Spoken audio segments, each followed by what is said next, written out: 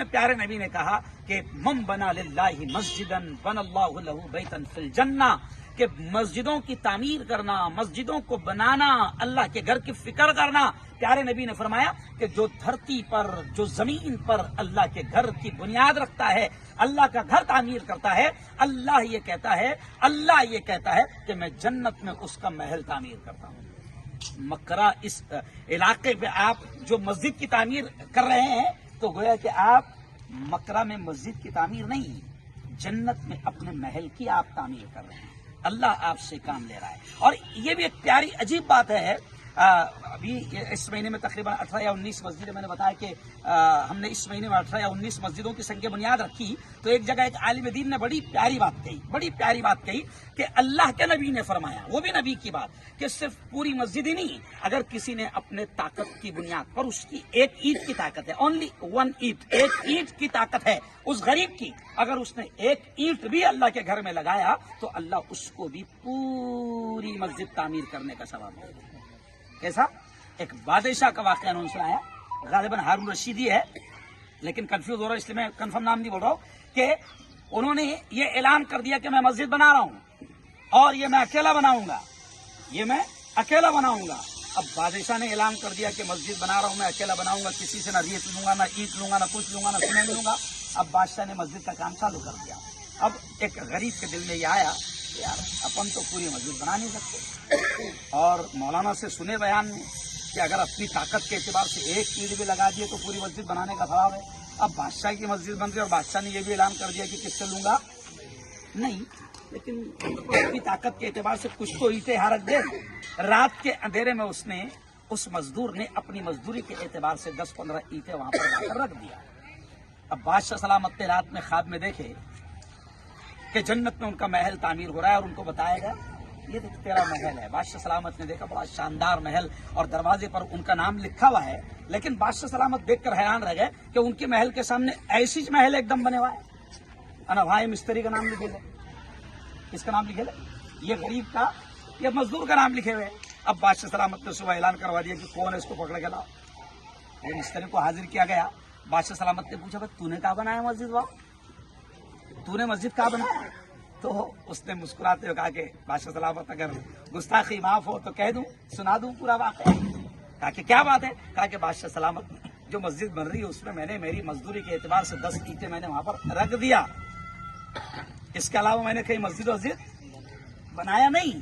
میں نے نبی پاک صلی اللہ علیہ وسلم کی یہ حدیث سنی کہ جس نے تھوڑا سا بھی حصہ مسجد میں لگا دیا اس کو بھی اللہ پوری مسجد بنانے کا ثواب دے گا۔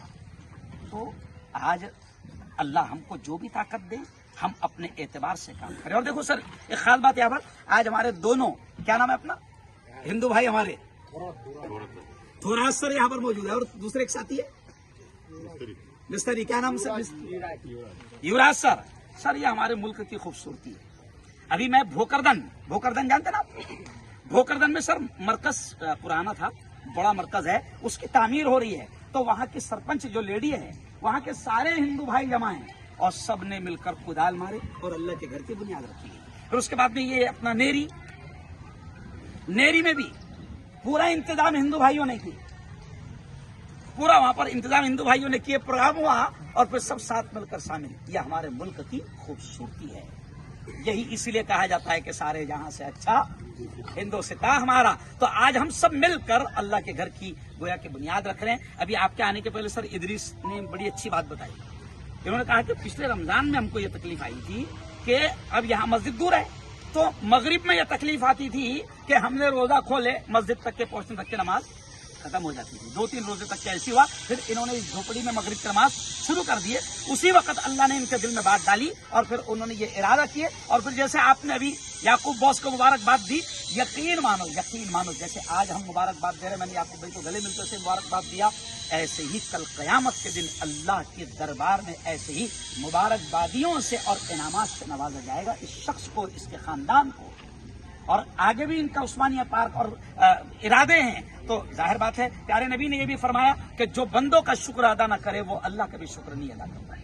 ہم شکریہ ادا کرتے ہیں یعقوب بھائی کا کہ یعقوب بھائی نے ایک بڑی رقم دے کر جو ہے یہاں پر لوگوں کو ابھارا اور کھڑا کیا، اور آگے بھی انشاءاللہ ہم سب مل کر اللہ کے گھر کی تعمیر کریں گے. کہو انشاءاللہ, ہے نا, کیونکہ جب زمین پر اللہ کا گھر ہم تعمیر کرتے ہیں تو اللہ کا وعدہ ہے کہ میں جنت میں محل تعمیر کرتا ہوں انشاءاللہ. اب دعا یہاں نہیں ہوگی, دعا یہ پہلے ہی کروانا چاہ رہے تھے, سب آ جائیں. ادھر سے کہا کہ اور 5 منٹ لگیں گے, باس نے کہا اور 5 منٹ لگیں گے, سب آ جائیں, سب مل کر ہم کہاں دعا کریں گے, ہے نا, وہیں پر جگہ کریں گے. بہت بہت مبارکباد جو لوگ بھی یہاں پر کام کر رہے ہیں, اپنا جان, اپنا مال, اپنا وقت لگا رہے ہیں, اللہ ان کو سب کو اس کا بہتر صلہ دے گا. اور خاص بات یہ ہے کہ ابھی ادریس میاں نے مجھے اشارہ کی ہے کہ آپ سب کے کھانے کا بھی انتظام یہاں پر کیا گیا ہے. کھانا کون نہیں کھائیں گے, ہاتھ اٹھاؤ. دیکھ کے ایک بھی نہیں بول رہا.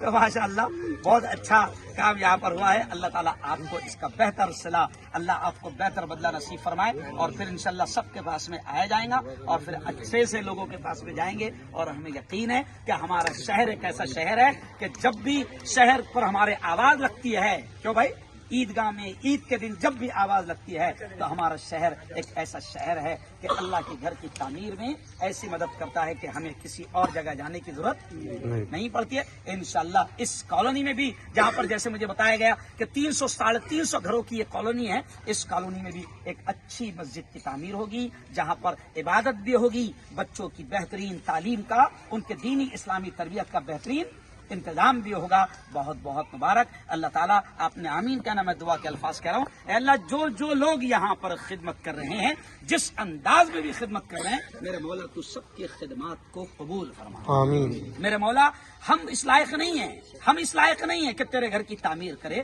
میرے مولا, تو ہی ہمیں طاقت اور قوت نصیب فرما. اور جو بھی ہم کام کر رہے ہیں ان تمام